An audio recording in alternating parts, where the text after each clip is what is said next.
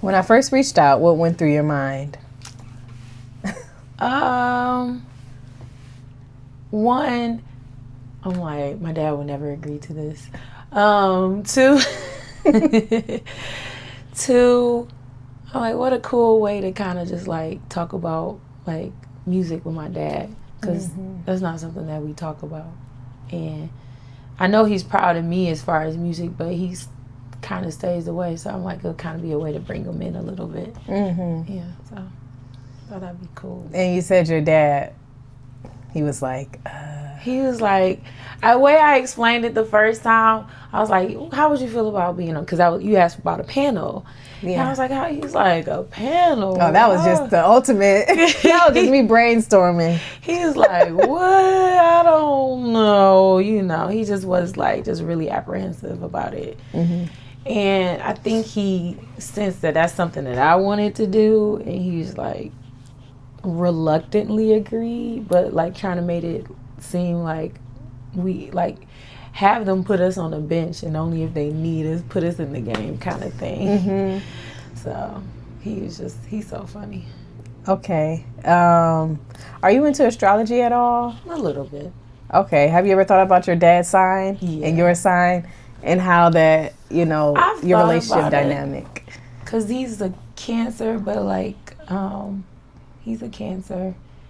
And the thing is like Cancers are supposed to be really emotional, but my dad was like not an emotional person. But what I think he is, he bottles up his emotions, and he doesn't, and it comes out in different ways. Sometimes not the most healthiest way, but yeah, that was one of the things that was like, my dad's been present in my life. My parents have been married my whole life, and you know, he's always been there. He's always provided. He's a good father. But emotionally, he was very detached. So it always, like, that kind of confused me as far as, like, Cancers and Virgos and, like, you know, how they mesh. And there's just a detachment in there, which led to me being kind of, like, similar in that way as far as emotions are concerned. It's still something I'm working through. That's the only, like, way I've thought about our zodiac signs, because I think about it sometimes as far as who I am, but not always of who like my parents are and stuff like that. Yeah. That's interesting, because literally I had an interview yesterday. Dad was a Cancer, daughter was a Virgo. Oh, okay. Yes. Okay. So, personal backgrounds in the music. Can you tell us about your relationship with music? I brought pictures too. I just always sang. I remember, I don't remember. My mother remembers me being in like preschool or something, and the teacher sent a note home saying she must be a happy child because she's always singing, which I thought was kind of cool. And my dad always sings around the house. My mom plays piano too. My mom always played for the churches that we, you know, went to, still plays to this day. And my father would sing in the choir, and I would sing in the choir. We'd be at all the rehearsals. We'd be at the musicians' rehearsal. We'd be at the choir rehearsal. All my siblings and I, we played instruments, marching band, symphonic band. I played flute all the way up to college. Had a scholarship to play flute in college. Did all that. Did marching, symphonic bands, jazz bands, sang for bands. All my life, really. All my life. I majored in music and have a bachelor's degree in that. And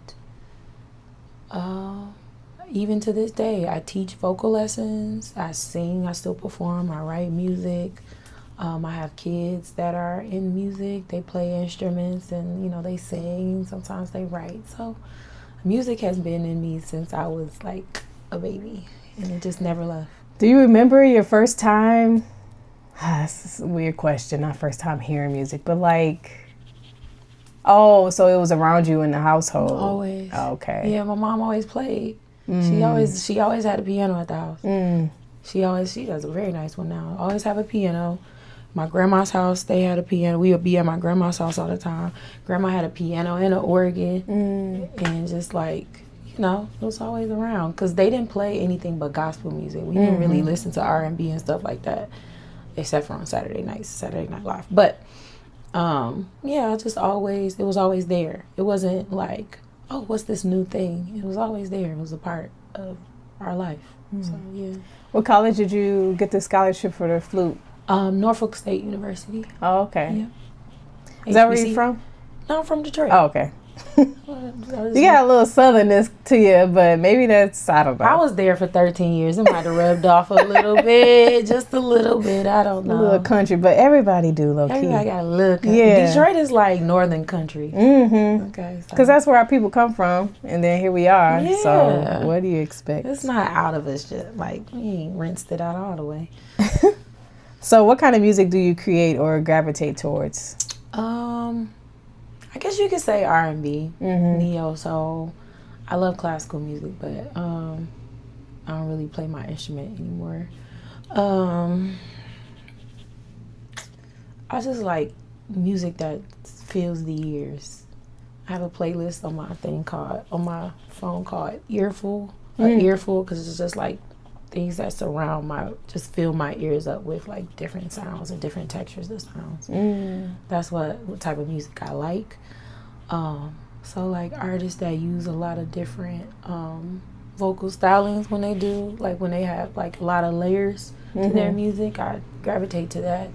I love symphonic pieces and just good instrumentation. Yeah.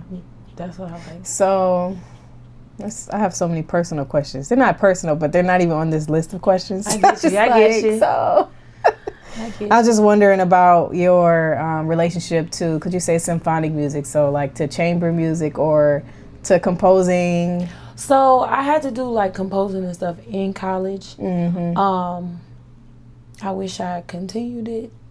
I understand it, but I don't do it. You know what I'm saying? So like I'm fascinated with, not fascinated with, but I just like the Urban Arts Orchestra and all that other stuff. Like it is my dream to like sing with the orchestra and all of that stuff, because that's all the things that I love. Singing is like my first love, and like playing the flute was more like a tool for me to learn more about music, because I didn't really love it. I just love learning about music and how music works and all those other things. And my to sing behind the orchestra and all that stuff would be amazing. I reached out to them. I'm like, I reached out to them. I sent them emails like, hey, and I've seen them perform a couple shows, and even spoke to the leader, Deshaun. Yeah. But you know, nothing has happened. I'm still gonna keep on pushing forward. They must not know who you are. I don't, or like not know what you coming with. Yeah. You know what I'm saying? I still believe I could get that. For sure. That's something that I working towards. And then I just like Cynthia Erivo, for example. She gets to like stand in front of an orchestra, this big symphonic band with these beautiful dresses, and just sing her heart out. That's what I want. That's what I want. And I want it to be songs that I've written. Yeah. So that's definitely on its way. Yeah. Because you have a beautiful voice, like record ready. Thank you. I appreciate that. Was there a moment when you realized that you truly love music? Was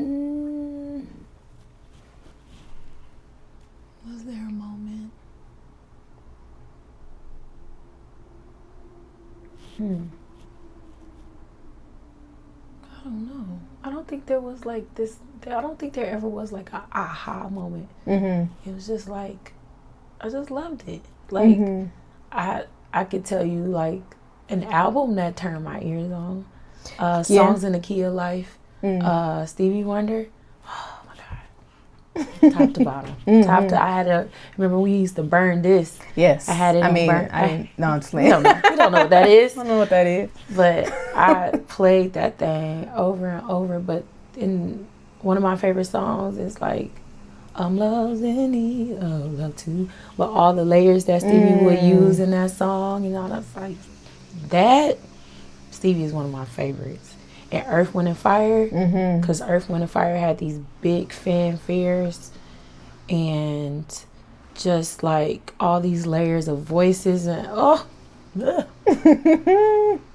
and marching band. Yeah. Marching band really made me fall in love with certain artists and certain things, for sure. Marching band, that's something that you did, or is that the name of a... I did. Oh, marching band. Yeah. So my siblings were in marching band. I used to love going to the concerts when they would like do the performance and then I eventually was in marching band too. And that's what got me my scholarship in college. Okay. So I guess you did name one, but if you want to change, let me know. What is one song that always warms your heart, no matter your mood? In the Stone, Earth, Wind, and Fire. But definitely In the Stone, the fanfare, get out of here. Get the heck out of here. Okay. What are some of your earliest or most cherished musical memories with your dad?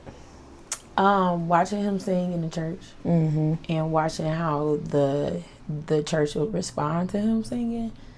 It was amazing to me. It was just like, I don't know, he sang with a lot of passion. You can see in that picture, he sang with a lot of passion, and he didn't even realize it. Sometimes he'll even walk around with a Bible in his hand and a mic in the other. Like, it was just like, and he's a deacon, he's not a pastor or anything like that.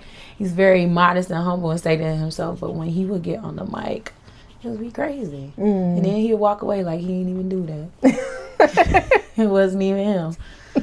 Yeah, I mean, in a certain aspect, it is, that's God coming through.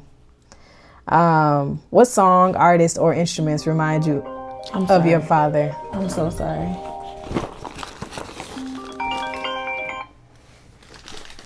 I apologize. It's okay. Go ahead and mute this thing right now.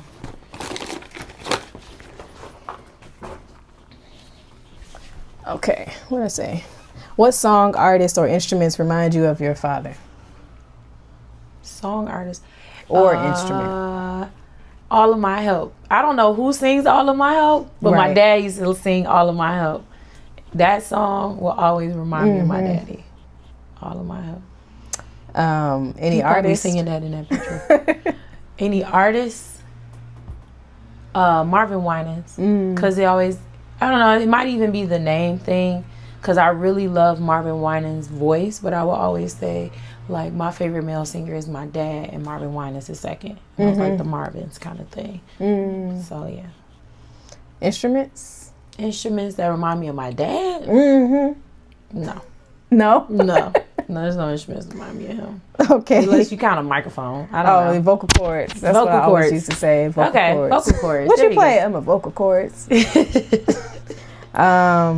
Okay. Were there certain sounds or musical traditions always present growing up? I know you talked about your mom always playing, but like just something that was... With my dad, which I think this is why I'm good at like freestyling and stuff. My dad will sing what he was doing, like around the house. And he still does it to this day. Like he'll be like, what am I looking for? Just like singing through whatever he's trying to get done. And I do the same thing. So that's something I receive or take from him. Yeah, with the Mondays. Yeah. Or when you just ask for a word or something. Yeah. Wow, that's clear. That's a clear connection there. So black families, we always have this moment in the living room when it's like, do that dance that you did when you did the dance. Well, did you ever have any of those moments? No? My dad didn't like a lot of he was just detached. He was detached. So, yeah, no. Okay. Yeah. So, how do you think your dad would describe your personality, especially in relation to music? That's a good question. Yeah. It's typically a question for him, but I kind of switched it around just to see. I don't know. I know he says he admires my bravery. And he's proud of me.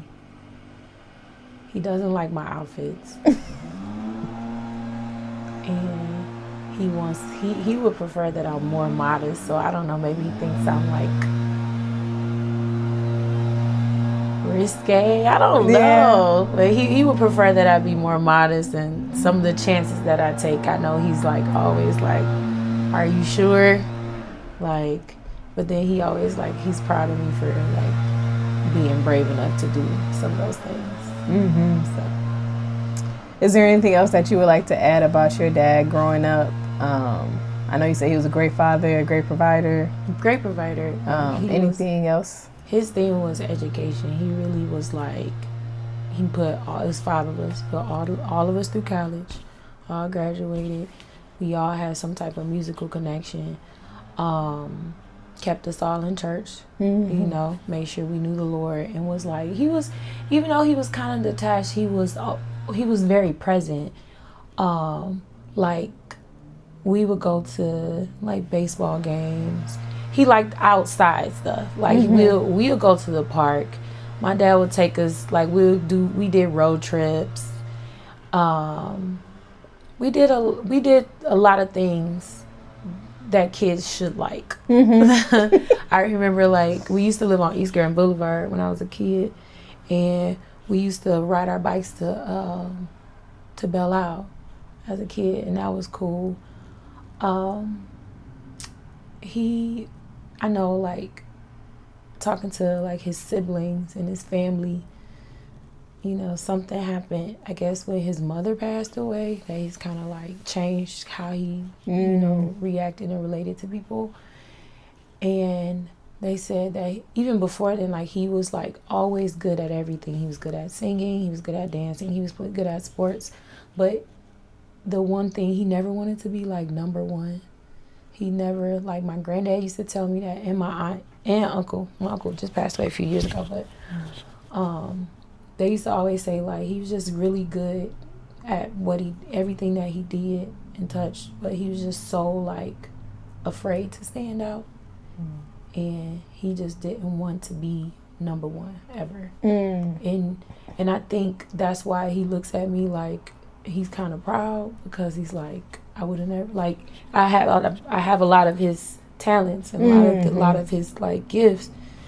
I'm not good at everything, but I'm good at some things. And I think he's like, you know, proud that I would push forward in something that I'm good at and kind of like make it into something for myself. That's beautiful. I know you say he sang in the choir. Is there anything else about how your dad would express himself musically? Singing in the choir, singing that offering because he was a deacon, singing around the house. He still sings around the house. That was his expression. I can't name anybody that he listens to. You know, he doesn't like listen to music. He listens to talk radio.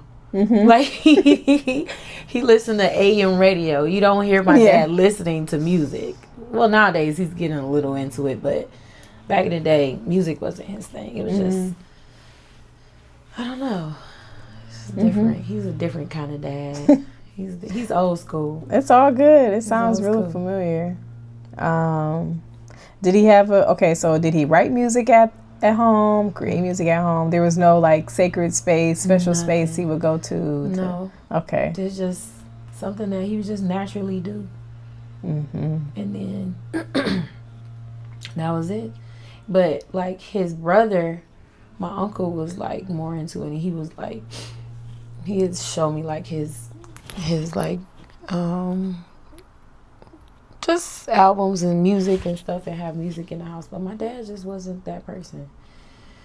I think that's why he's like, he don't understand why I would think that he has contributed to my musical journey. And I'm like, you may not have been classically trained, or you wasn't like big on music and wasn't in music, but how you express yourself with music without even knowing, that influenced me and affected me.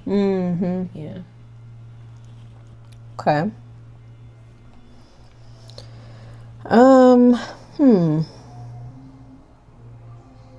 then that brings me into the next question.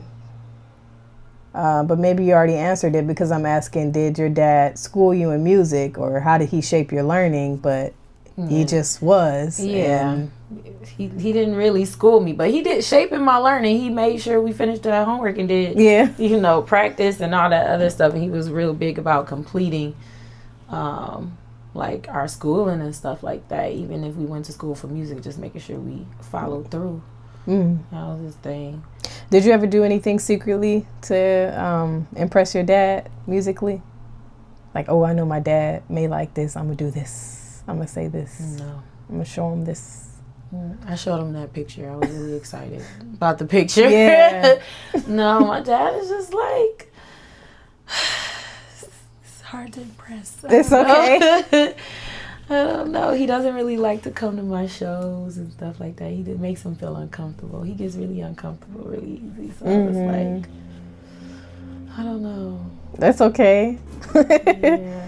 He's supportive though. Yeah, for sure. I can feel that. Like if I have an event, he'll like, we'll buy tickets. He's not going to come, but he's going to buy tickets. He's going to buy like 3 or 4 tickets or something like that. He wants to support, but it's out of his comfort zone to like go and be there and see me in my element. It makes, I don't know. He's just who he is.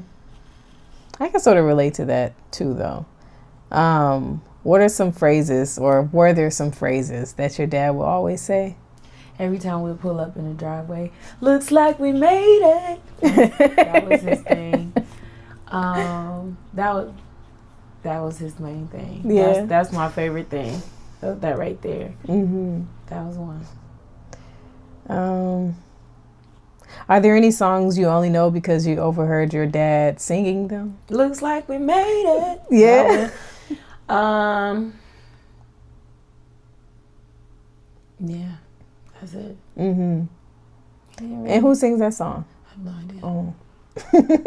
So do I really know the song? Is the question. Like, is it a song? Is it a real song? It's probably just him. Noting what just took place. But the song, I will always think of all of my help from him. And then he will always sing. He will also sing, I have a message from the Lord. Hallelujah. That song. Those are the songs that like remind me of my dad, like make me feel my dad. 'Cause, like, yeah. If your dad had an artist name or a DJ name or a stage name, what do you think it would be? Deacon Hayden. Deacon? Just keeping it. Even Deacon Hayden all the way. Okay, I didn't even want to say respectfully. Deacon. Okay, yeah, you got it. Did your dad have any side hustles? My dad could do everything. Yeah. But he would never ask anybody to pay him to do anything. He was like very handy. Could fix the car, could fix the door, could fix. Yeah. Temporarily though. But he was very handy. He was just handy for sure. But he would never. He was very like, my dad is a community type person. Like he used to run a community garden when we used to live on the east side. He would volunteer. He likes to help. He likes to give. He gives. He's a member of the church. Whatever church he's giving, he's a member. Just know they getting some of that money. And like even the kids in the neighborhood, that's one thing, he cares about kids. He would like come. Now he used to drive me crazy. He's come and sit in class just to make sure students are acting right. He will organize field trips and just a lot of things. Like the church will have like events for kids, and he will pick up all the kids and take them. So I remember this one time and this is when gas was like super cheap, and we had a minivan, and everybody wanted to go to this thing at our church called Youth Interaction. It was on Tuesday, and he would take us and pick up like maybe 1 or 2 other families, and we didn't have enough gas. So we was all searching around in the car for change, and we found enough change to put gas in the tank so we can go to Youth Interaction on that fateful Tuesday. That was a long time ago. But even now, so I have kids, and we live with our parents. I live with my parents, and there's a lot of other kids in the neighborhood. So they take my kids to church every Sunday, but then they got all the neighborhood kids to go to church. So every Sunday, even though my kids are like not living right there right now, he still picks up all the kids in the neighborhood, take them to church, take them to Sunday school. Sometimes he'll take them out to eat after church or whatever. Like, he really cares about kids. I don't know how that works. He's so like detached and but he makes sure the kids are good always. Wow, that is special.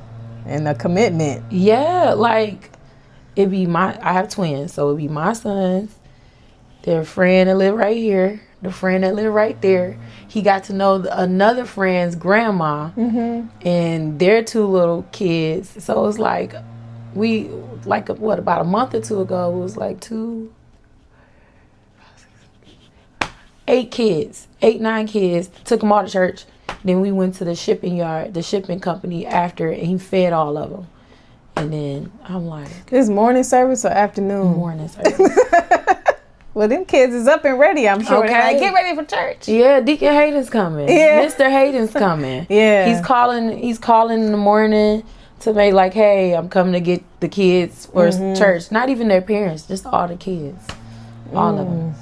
This is more than an assignment. This is an assignment from God. Yeah. Like, it's not even on payroll. This is my role. He's a really kind person. Yeah. He's charitable and he's kind, and he is from the heart. It's not like he's never looking for anything in return from any of this. He just does it because that's just him. So. Wow. Was there ever a moment where you bonded over music? No. Not intentionally. I used to sing in the car, and this one time it was just me and him, just singing in the car. He might sing with me a little bit. He'll sing with me, especially like, it's a song that doesn't end, and he'll sing with me. Sometimes mess with my mama. You said what? To mess with my mama. Yeah. Sing with me. For sure. For sure. So you've never created music together? No. I wish we could. Yeah. I wish he would sing with me. Yeah. He just won't do it. Maybe I could get him to sing. I don't know. Yeah. I want to try to like, ooh, he gonna be so mad. I'm gonna try to see if I can get him to sing a song. That'd be nice, because there's a performance aspect to this with the dads and daughters. Oh my God! Well, the caveat would be my mom would have to play piano. Okay. Yeah. Maybe that make him feel more comfortable. Yeah, that would be so nice. I'm literally in the motion of grants and funding, so I could pay y'all for that performance piece. Like, that would be so beautiful. I'm gonna put that in there where I'm like, look, Dad, this is like, I'm trying to get a grant, trying to give it the best product, not even product, the best art that she can give to this world. And we're Did you mention that my dad is no longer here? Like, this is a thing. I did, but he's just like, yeah, it's okay. He's him. He's himself. He can't be anybody else. Yeah, for sure. Yeah, I love him for it. Yeah, he still sounds like an amazing dad, though. Yeah, he's a great father. I know I used the word detached a couple times, but that's just one thing. Not everything's gonna be perfect when you're a parent, and he did a lot of things right. And he did a really great job of raising his children and sending them off and making sure they good. He did an amazing job. Even though I'm back home, but that's neither here or there. Girl, you and me both. That's neither here nor there. And ultimately, like, this is how it kind of is supposed to be, Yes. Like, growing intergenerationally in the home, like, that's totally a thing. It definitely helped with my kids as far as, like, just getting to know him. But then also, he and I had a conversation. I had some things that happened which made me have a conversation with them about it or whatever. And I was just talking about, I'm you know, yes, I do want my privacy. However, I am grateful that I'm here and I get to know you guys as an adult, to see who you are. I was like, to know you outside of just mom and dad, and kind of understand who you are as people. So that has been like, living back with him has been really like cathartic in a way. Yeah. It's like, and then it's strengthening our relationship, because we didn't have a strong relationship because of the detachment. But living with him now, just like, it forced me to force him. Yeah. Like, I start asking more questions, and then I start like really just like being in his face and making him, even like me asking him to do this maybe like 6 years ago, I probably would not have asked him. But just like getting to know him and having like those deep conversations that I know he doesn't want to have. Him driving me somewhere, so he locked in the car, and I just asked him all about his youth and stuff, and he's like, it's like, you in this car. That's funny. We got a long drive. You might as well talk to me. All right. Okay. So I guess these, and maybe I can give you these questions, and then we'll see what happens. Okay. There's maybe like 6 questions. Okay.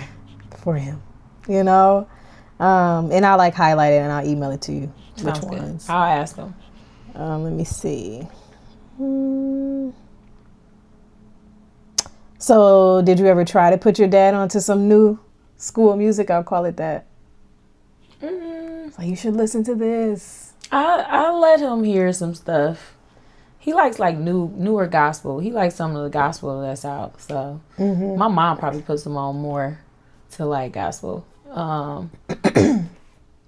I'll play like something that, if I hear something that's really, really good, maybe I'll play like Bridge Over Troubled Water. I think I was playing that this morning. I think he was singing, so I probably need to go let him hear that, like, and just sit him down and hear it. But no. Okay. I have him hear my music. Oh yeah. He really likes my song Grand River. Okay. He really likes that song, but he always say, yeah, the rapper just make the song. I really love his verse. He makes that song what it is. I'm like, yeah. Yeah, it is. So I'll definitely put him on to my music for sure. And Grand River is his favorite song that I've written. How does he feel about Blanco, like, and all the aesthetic to it, and the white, and that whole season that you had, like all the white and stuff? Like, I don't know, but I don't know how he feels about that, because I was living in the car because he wouldn't let me come home. Oh. That's all. That's deep. That's for your whole documentary. Like, because I knew I was about to get kicked out, and I was like, "Hey, Dad, I'm about to get kicked out. I'm not gonna have nowhere to stay. Can I come home?" He's like, "No." He's like, "No." And then I was out there for a few months living in my car, and then he called me one day and was like, "Me and your mother had a conversation." She said, as they go. She said, "You can come home." So months later, after telling him I was about to be homeless, he was like, "All right, come on." They probably wanted me to feel it first. Like, that's a good feel of months. Jeez Louise. Girl. That's a good feel. They probably like, she good. She'll be all right. In a whole nother state. She'll be fine. Okay. She'll be okay. My mom probably got it like every day. Let her come home. Yeah. He ain't want me to come home. That was funny though. But I needed that experience. No, low key, always. I wrote it opened the door to a lot of things where I had to just trust God. So yeah, he probably knew that too. He did. I think he did. Messages about that. Yeah. He was like, I was intuitively like, knew, like. People at my church growing up they used to always say, because my dad is who he is, they be like, yo, do you know your dad has a very direct connection with God, right? He could just call him up and he gonna answer the phone. So that's what everybody used to say about my dad, because he was just this great person or whatever. So maybe God was like, let her sit there for a while. I'll let you know when it's time. I'm sure of it. Yeah. I'm sure of it. Like, just let it marinate. Whew, that's powerful. And I get it on your side of things. I'm out here. But like, them be the moments though that shape us. Yeah, for sure. Let me see here. This is a question you can ask him as well, but I also want to know right now. If you both created an album, what would it be called? The Deacon's Daughter, maybe. The Deacon's Daughter? Yeah. That'd be, even though that make it about me, right? It is. Dang. The Deacon and his daughter. The Deacon and his daughter. Okay. Or the Deacon and the daughter. The Deacon and the daughter, yeah, because it makes it sound like more like universal. Yeah. Like, I like that. Yeah. Okay. So that wraps up our interview with this last question. Or maybe 3 more questions. Okay. Beyond notes and melodies, what life lessons has music taught you through your relationship with your father? Let me know if you need me to repeat that. Say it one more time. Yeah. Beyond notes and melodies, what life lessons has music taught you through your relationship with your dad? So you're kind of thinking about music and all the themes and all the words and the jargon and just how music is, and then you're thinking about your relationship with your dad and like how to do those 2 things contrast. It's like a discussion post. I feel like it created a connection that I wasn't aware of. And even down to how I approach music and how I perform. Something that, kind of feels like they're not connected because we're not doing it in the same space.